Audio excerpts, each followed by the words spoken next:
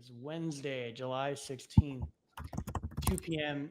EST God's time, God's time. UTC 6 p.m.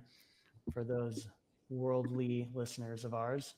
Today we have with us again Andrew from BlockScholes. Andrew, what's up? What's up? Hey, good to see you guys again. Been a while. Love the hat. Thank you. We try to get you on every quarter though. Talk markets, talk vols, see what's going on. We pretty much have like the same Rolodex of people going through, right? There's only 100 of us in the vol space, so we just cycle through who we can. Of course, I acknowledge your hat off screen, but look at that baby. That is a great hat. Market makers love him. I think it's probably more true than it needs to be. But yeah. Have you been trading personal account at all? No, which is a shame. Sitting on the sidelines, watching a lot of fun stuff happen, but working with clients who are doing some really interesting stuff in vol space. So yeah, I sort of get to take part. I live vicariously through these guys, delivering ideas, delivering strategies. Really fun when they put them on, and then really fun when they make money. What kind of stuff can you give any insight into that? What are you thinking? What are you guys putting on? Yeah, for sure. So a lot of like relative value stuff on the term structure. So of course we take requests for directional trades from clients. Okay, they have a bullish view on Bitcoin, let's say, and they want to find a cheap way to do that, a way that makes sense given options markets positions. But a lot of the stuff we find ourselves generating and pushing out in terms of signals, in terms of strategies, and the stuff that we find ourselves backtesting is relative value stuff on the term structure. So vol here looks cheap relative to this part of the term structure. It looks more expensive over here. Buy this, sell that, do a Vega neutral. And if you find places where it does that repeatedly, then you start to get a more systematic strategy, right? I don't think we're in a place where we want to be doing full-time automated systematic stuff. That doesn't seem to be, firstly, there's not the depth for that in crypto and crypto options. Plus you'd get killed on trading fees doing it anywhere near high frequency. But we like the sort of blend of discretionary versus signal. So I get a signal, I've backtested that signal, I know what to do when I see that signal, but it's up to me how I size it, how I position it, and how I would choose to execute, if that makes sense. And you guys are just offering this as a service, or you guys are doing like a SMA type thing where you're bringing the tech and doing it on their account? No, it's the former. So we act as an outsourced research desk to hedge funds or to asset managers. That means that they're working on a one-on-one basis with us. They can either come to us with requests for stuff to backtest, or we go to them with ideas that we have. I find it's a really nice way to stay in touch with people who are marketing, who are actually trading this market, get their views, but also a good chance for me to share my views and to express my views in the market as well. Well, that's good. You get to still give advice and put on trades, but not have to have the mega risk on your personal account losing your retirement. Some may say a dream job. A dream job, yeah. Like a call option for your call options, right? I only get the upside, I don't partake in the downside. The everything's a call option guy. Yeah. That's a new hat. Everything's a call option. I don't mind that as a hat, I mean, I find myself saying this all the time, like with my family, with my partner, with my girlfriend, like talking about optionality where you probably shouldn't be. Exactly. My wife is like doesn't get options at all, doesn't get trading at all. So when I talk, she probably just goes to sleep. Well, why should she? Trading's stupid. She has a normal life, does normal things. My girlfriend. Yeah, she lives in the real world, that's for sure. She's like, you're making money, right? Okay. Do I need to worry about this? I think it's easier to explain market making and trading more than meme coins and shit coins and what's going on in that side of the space. I think so. Although, yeah, I think my girlfriend relates more to like dog coins. It makes more Yeah, I sense. was gonna say, I think we just think that, Marty. Like, I was talking about this with some friends the other day. How, like, I was using XRP as the example. We've been telling our normal friends that that was a scam since it was like 2 cents, and it's pushing $3 now. And you have people who will message you asking if they should buy XRP, and you're like, sure, you can buy that if you want to, but you should probably just buy Bitcoin. And they're like, well, I don't want to buy something that's already $100,000. XRP is only $3, and like it could still go up a lot. That's their thought process. It's only $3. I want to own it. Like, unit bias is a motherfucker, for real. Oh, for Unit sure. That's why iBit works, because it's like $60 or it's 67 or 68 today. Like, that's why it works. You have to buy X amount of shares to create one Bitcoin. But oh, look, people think that they probably own one Bitcoin for $68. You wouldn't buy half a car. You wouldn't. You wouldn't- wouldn't. You wouldn't You buy wouldn't half of a download car. half a car, would you? You wouldn't download a Bitcoin, would you? Yeah, I mean, they're gonna have to do a stock split on iBit soon. If it gets over $100, people are gonna freak out. A Bitcoin's over $100. That used to be a really big conversation, if you remember back in the earlier days, was trying to get people to conform to calling things bits or sats. No. Sorry. And I hated it. I hated the wallets that did that showed me my stuff in sats. I'm like, I don't fucking care. I want to know how much actual Bitcoin I have. I don't want to do math. Just show me point whatever BTC. I know I'm poor. No, it's good to see it. Like, I think Bloomberg puts Bitcoin as 0.1 million. Yeah, That's easier. That was- makes sense. there's like a step change now. We're in a new regime. Yeah, we're just changing it. It felt like optimistic from Bloomberg's side. Like now we're talking in millions. I'm on board. Yeah. I mean, it's all how the eye perceives it, right? And especially retail or traders, like if they can buy one Bitcoin for $67, one iBit, How they bearish think are we that on the dollar if we're rating assets by the millions now? soon XRP will be 0.1 million. That's what I'm told. Institutions will file for an ETF at 589, and the XRP army will laugh in your face how you faded them for the last 7 years. Dude, seriously, like the last decade, I think it was one of my first like 10x's on alts was XRP back in the day. And then I was like, oh no, I'm never touching that garbage again. And all you had to do was buy November last year, and you out traded everybody. Yeah. XRP the standard. They were always right. It was 40 cents in the 40s last November 2024. Yeah, you have to think like they beat the SEC case. They got regulatory approval for a stable coin in New York. That's like nearly impossible to get a regulatory license in the state of New York. A lot of companies just go, the other 49 states. The XRP army tried to tell you. If you count Canada, but they leave New York. They leave New York out of it. So it was that's part of it. So they have, what is it, RLUSD, Yeah. and Ripple is on a M&A acquiring fucking pillage right now. What did they buy? They bought Hidden Road. They bought a brokerage. But it's funny because they use Hidden Road. So how is that not like a conflict of interest? Like they bought the prime brokerages that they use. So there's that. Wanted to twist a little bit away from Ripple and go back into the vols. We have a Voltard on stage, and Bitcoin ETH vols. I mean, pretty much have been going down until the last 10 days or the last 2 weeks. Yeah.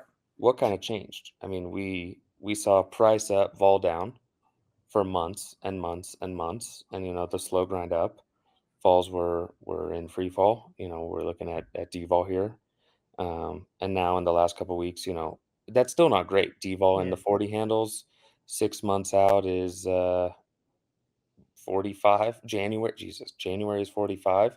Like how is somebody supposed to look at that? Look at the term structure and like, how is 45 January not cheap when we're moving, $10,000 a day or $5,000 a day? Yeah, well, that's the thing, right? That lower level of implied vol isn't actually that far off the level of realized for Bitcoin, right? Yeah. I mean, we're up at 40 now, but like several times in the last couple of months, we've hit 25%. Yeah. 25% is nuts for something like Bitcoin. If you look at the ratio to S&P, S&P's had worse days than 25%, right? The VIX spikes far higher than this on occasion. So actually getting into crossover terms now between US equities and Bitcoin, which is nuts. But it's not a story about implied vol, I think. Someone's sitting on delivered vol. Something is stopping Bitcoin from moving around the same way it used to. Yes, we have movements of 5 to 10K a day, but that's now a far smaller percentage of a much larger number, right? So I think it's a realized vol question. Then the question is, what is causing this realized vol, this big slip? Doesn't seem to be a crypto question. Crypto in general is still as volatile as ever. Ethereum delivered vol is high. You see that expressed in implied vol. So the ratio to Ethereum reached all-time highs, I think. Delivered vol in Bitcoin versus delivered vol in Ethereum. That ratio hit like 2x. It's a similar story for Solana. Solana is not really lower vol now than it used to be. But relative again to Bitcoin, it's 2 to 3x the value. That's not all-time highs because Solana has been a lot more volatile than Bitcoin in the past. But it's a similar narrative and it's a similar trend to what we see in ETH versus Bitcoin. So the story is essentially Bitcoin low vol, in my opinion. And we've been doing a bit of analysis to try and understand why. The drop in the ratio seems to be coinciding with the launch of ETFs, definitely since 2025 New Year's Day, when we ticked over and ETF flows really started in big size. The easy answer for me is that ETFs are acting as essentially a cap on vol. So to the downside, they're that marginal buyer. We talk about institutional interest and this untapped demand for Bitcoin. That expresses itself in, on the margin, an extra buyer when you sell off. So sell-offs aren't as strong. And you also have a stickier buyer, right? So yes, you have people pushing up when prices are rallying anyway.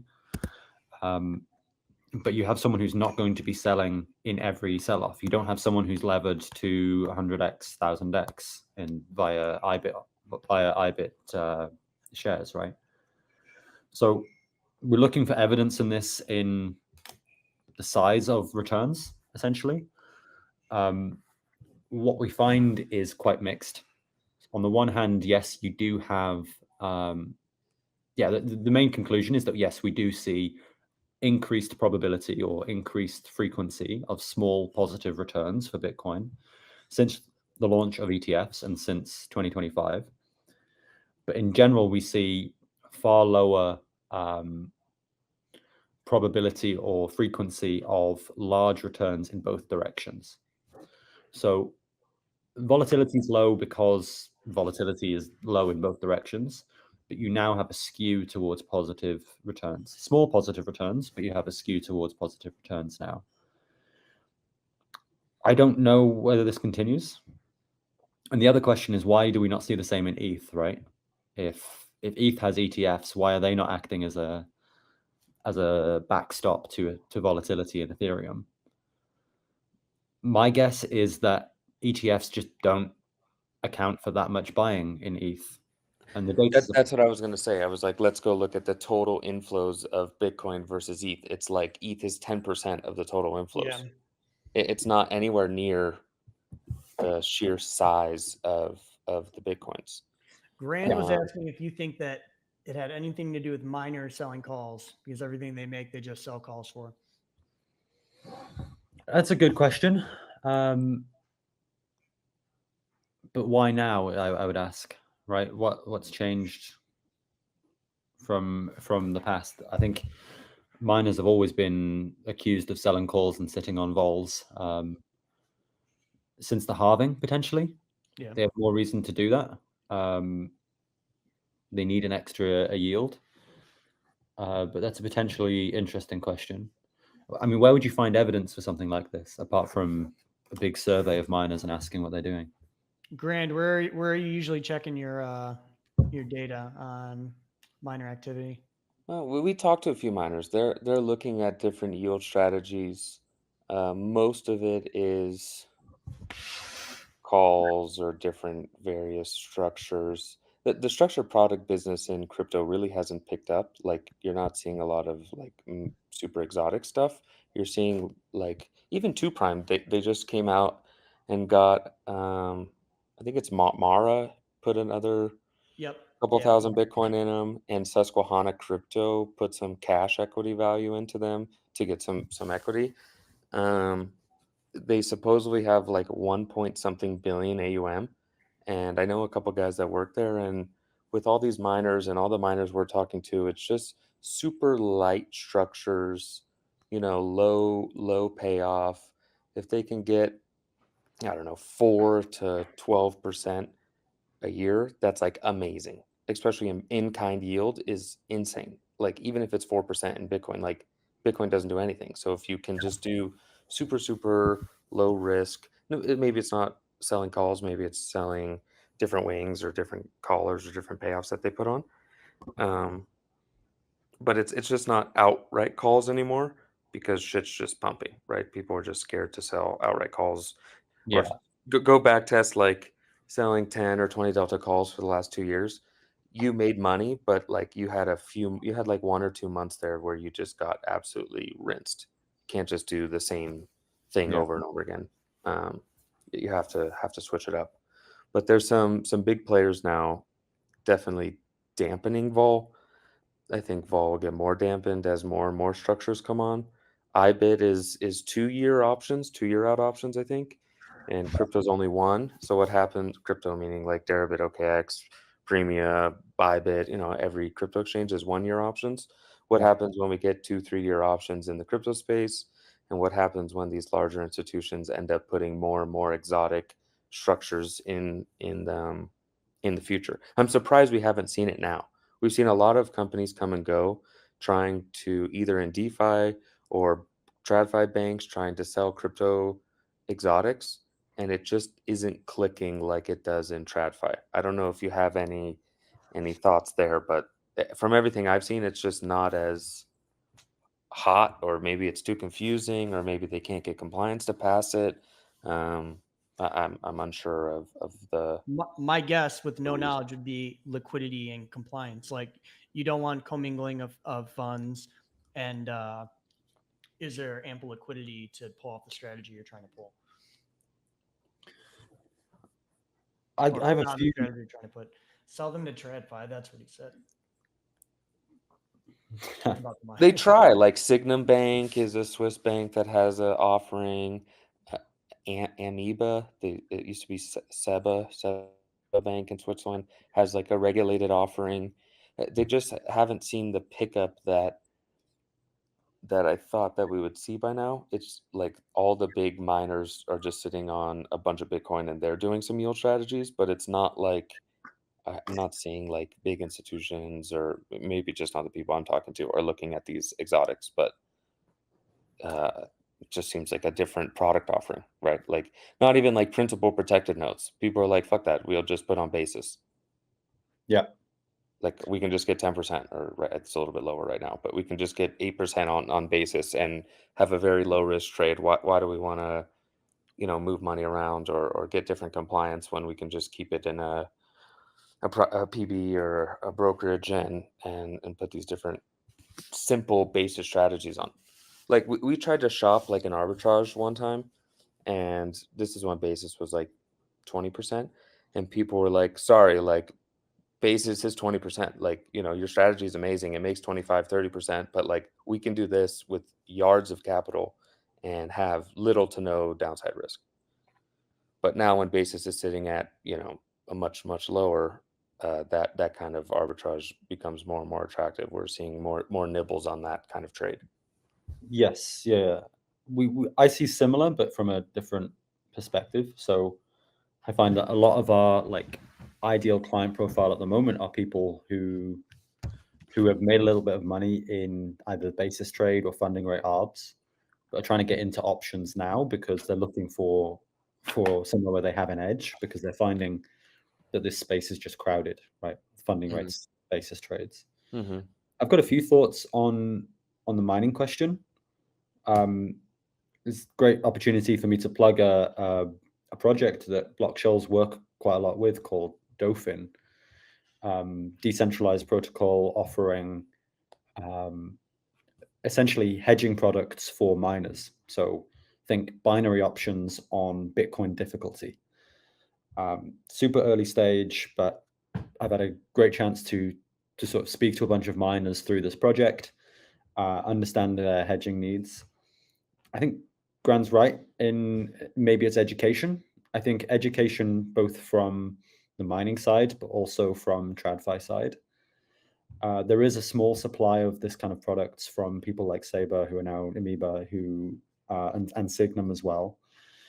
But definitely from the miner side, I think we're just very early in the sophistication of their strategies, or at least we have been historically. I think we're moving towards now a more sophisticated CFO at these places who are looking to hedge more things. There have been people trying to do this for a long time at each of these miners, but I think a lot of them so far, the risks that they've been looking to hedge have been largely operational. So am I going to get shut down by the regulators? Am I going to get shut off from the electrical grid? Am I going to struggle to import mining rigs or things of this kind of nature? I wonder if now a lot of that is maybe a little bit clarified, that they'll look at starting to hedge more market risks or financial risks relative to operational risks. But it's not clear. Yeah, it'd be interesting. Maybe we'll get HUD 8 on, or one of my buddies that works at Mara, and we can, as the AI says, delve into that more. You know, it's AI wrote it because it always used the word delve.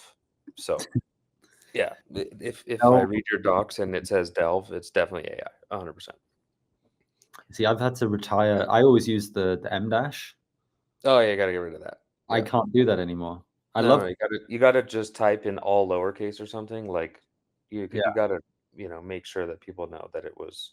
like say I something. write everything or type everything in lowercase for the newsletter, and then Weka comes in and puts it, fixes up my grammar and the spelling and stuff like that. So he knows.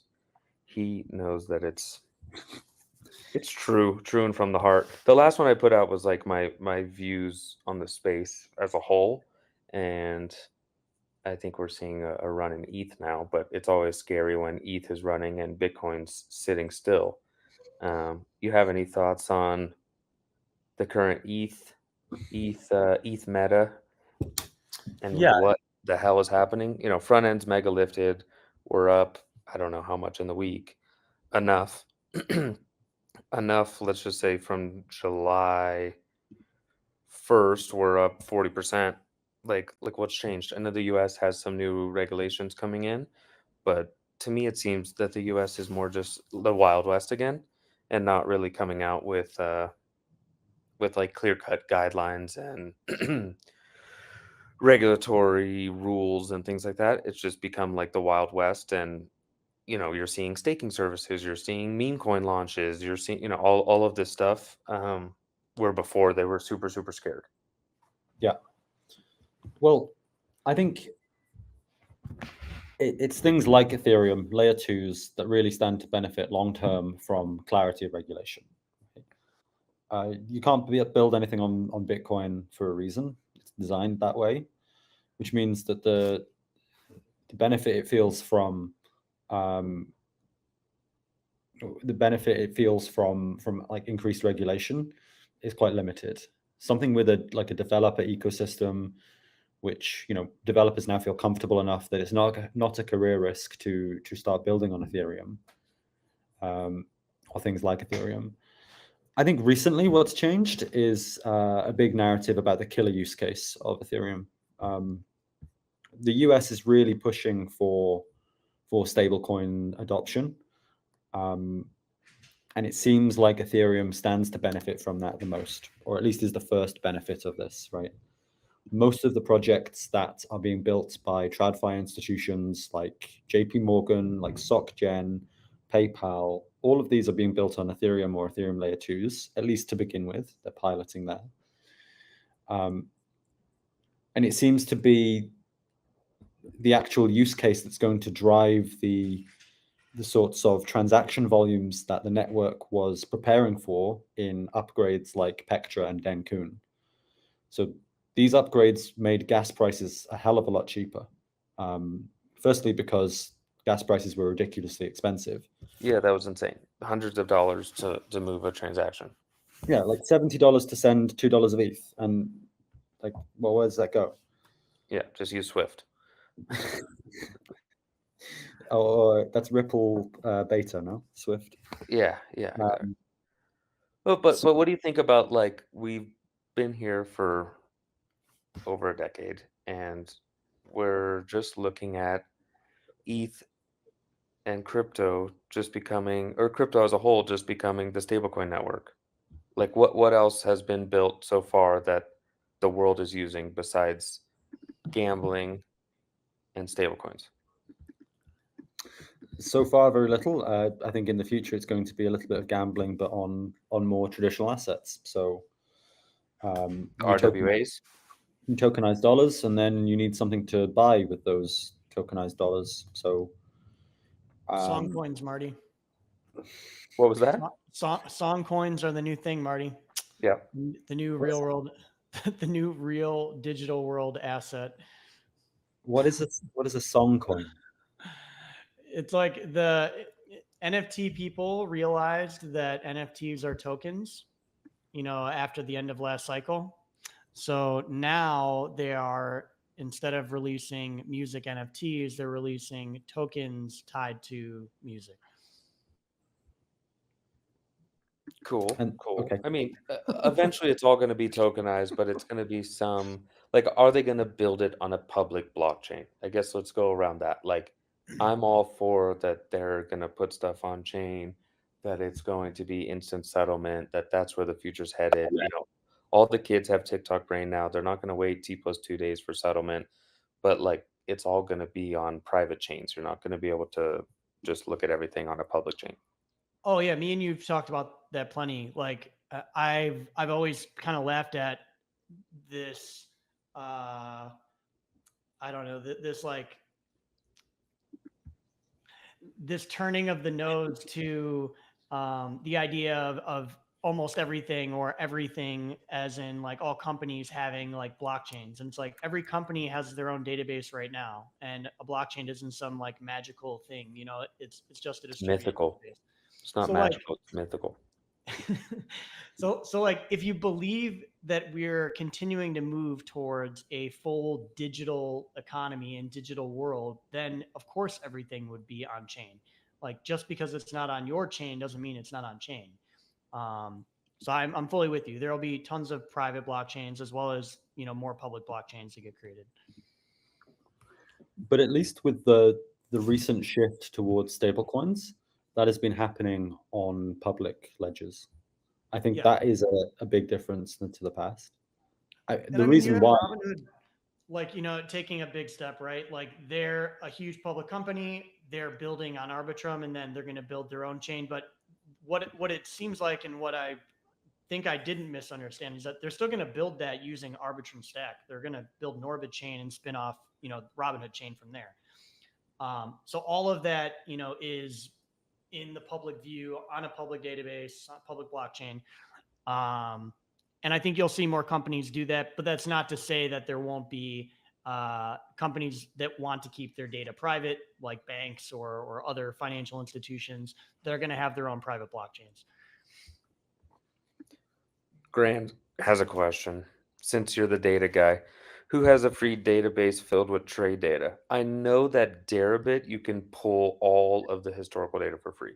You just have to find the endpoint, but it's all there for free.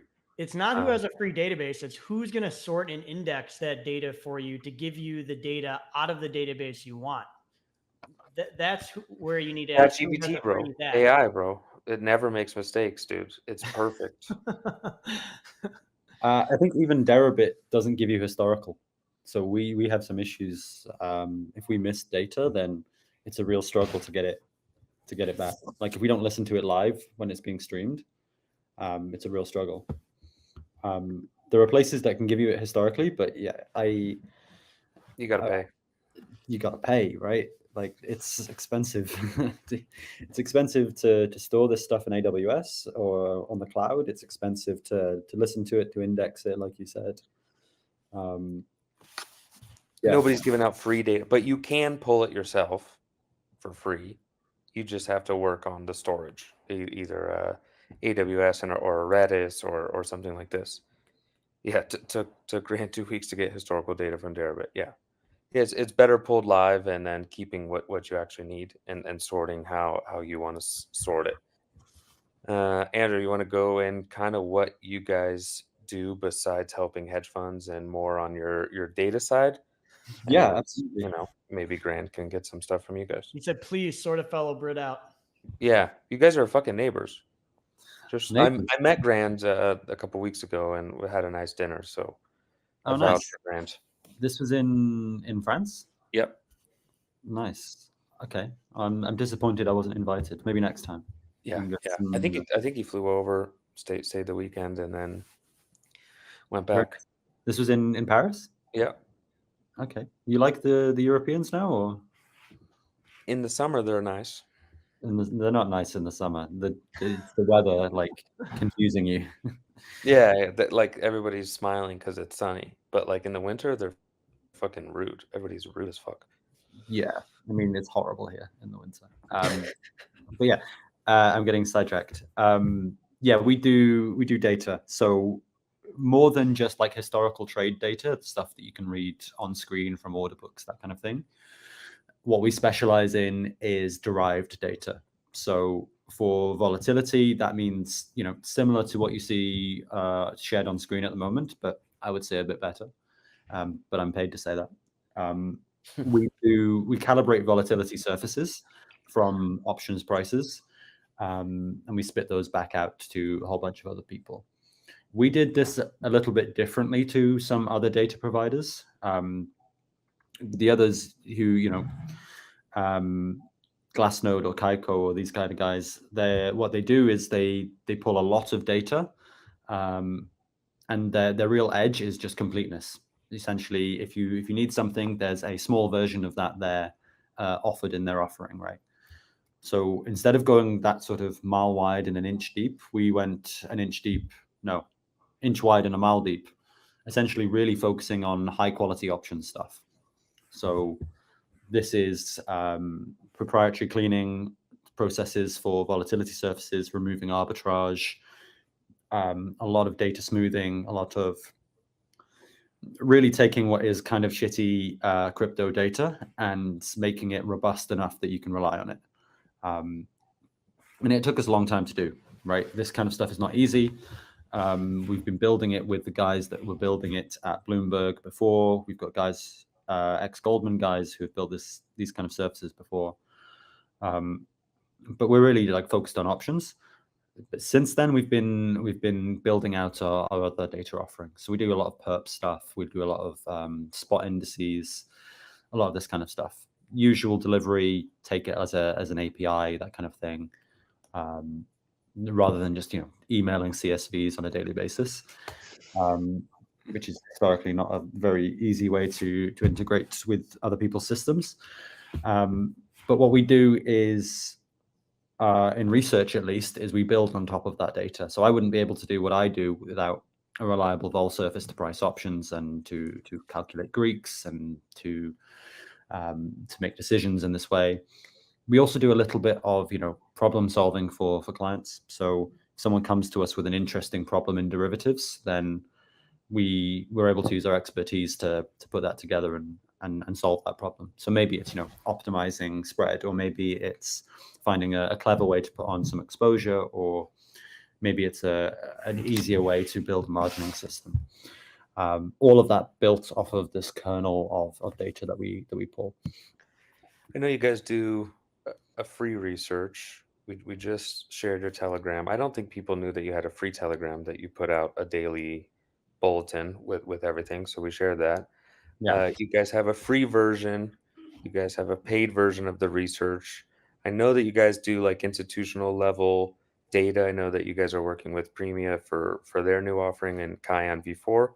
Yep. But do you guys offer like a retail level access to data? Like, is there a retail level plan? I don't know. It's $100 a month or something. There's $125 a month, which retail can take up. We deliver it through research. So it comes just as a bundle with research, gives you access to our Telegram bots, live pricing, live charts, that kind of thing. You get access to all of the research that we put out at the $30 a month value, and you get some limited access to data as well. So yeah, all the way, we're trying to keep it as simple as possible such that we deliver, okay, I'm a BlockScholes retail subscriber. That means I'm subscribed to the research, and I get everything else that comes with it that way. Reducing decision fatigue, basically, when trying to get people to sign up. You're exactly right. We have a bulletin that we post on the free chat once a day. And then you can click into that and see the full version for $30 a month, $1 a day. And alongside that, you get access to all of our deep dives. We do have a more institutional sort of focus. What that means is we go a little bit deeper. We try and convince ourselves of the facts. If it's a DeFi protocol, for example, we'll usually try and get access to the team, and we'll try and speak to them, understand it from their point of view. On market color kind of side, we go a little bit deeper, try and use some of our expertise, and then on the sort of review space, we try and do it to the same sort of quality you'd expect an institution. So we recently looked into stable coins and where they're getting built. That's why I'm able to speak about this, following the research that we did. And I don't think people realize some institutional newsletters are like thousands of dollars a month. Yeah. We're not charging thousands. Maybe I should. Maybe more people would sign up if we had $1,000 a month. Yeah, you only need 5 people to sign up, and then you're like, okay, cool. When there's this guy, I forget his name, is Arthur Hayes uses them. It's like $3,000 a month or something. Yeah. You're like, Jesus Christ, but it's a full institutional grade, hedge fund only type readership. It's very, very interesting. I guess when you're running a mega fund, it doesn't matter what a couple grand a month is. You need your Palm Beach. Yeah, that's the appeal. You want to be providing at least that amount of value to someone on a monthly basis. So you want to monetize that a little bit. Well, of course. And, when they're putting on yards of capital, what's a couple grand a month, right? Not much. Andrew, Yeah, exactly. Anything else you want to say, put out? We're coming up on 40 minutes. It's always great to have you on. No, I think I covered all of my my talking points. Want to shill the research, shill the Telegram bot. Since you shared it in your group, we had, I think, maybe 20, 25 guys sign up. So, or at least sign up to the free group. So, yeah, same again, more of the same. Yeah. Maybe not the data you're looking for, Grand, but tons of free data offered by BlockScholes for you. Insights. No, and Premia, am I allowed to say that? Premia, you'll be able to pull a lot of stuff for free from Premia that's provided from BlockScholes. I don't know if that's a alpha dropper or if people know that, but you can get a handful of data points from BlockScholes through Premia on the new exchange. Free Very alpha. nice. I'll have to double check that and maybe we'll cut it. But no, like you guys give you still have to go out and price your own options, right? But you guys give the first seed, right? Yes, yeah, I'm kidding. Implied vols, look, they're a bit off them, right? The way that we deliver them is, it's easy to get a small amount, but I think to get something that's like operational yeah, it's a little bit tougher. Alrighty, Andrew. Cozy. Love you guys. It's been a blast, Andrew. Seriously, really appreciate you coming on once a quarter, blessing us with your presence. Another ETH bull like myself. You know, there's more of us now, but it's been. I think if you'd asked me a quarter ago, I wouldn't have been an ETH bull. I know. We had a guest on 80K ETH. Yeah, That's what he they gave said. us. But to be fair, at first I thought that was his, and then he clarified that he's just aligned with their.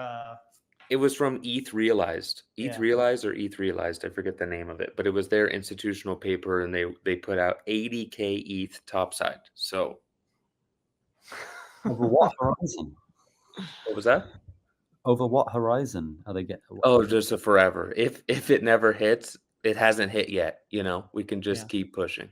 Oh, okay. So like all ETH bulls. Fine. Yeah. It's like GCR, 10K Yeah. is coming, and he has a longer time horizon than you. So Just wait. It's coming. Alrighty, fellas. We'll see you. Appreciate it. We'll be back on Friday at 11 a.m. God's time for those of you that tune into Eden. Catch you then. Later, Andrew. Thanks again.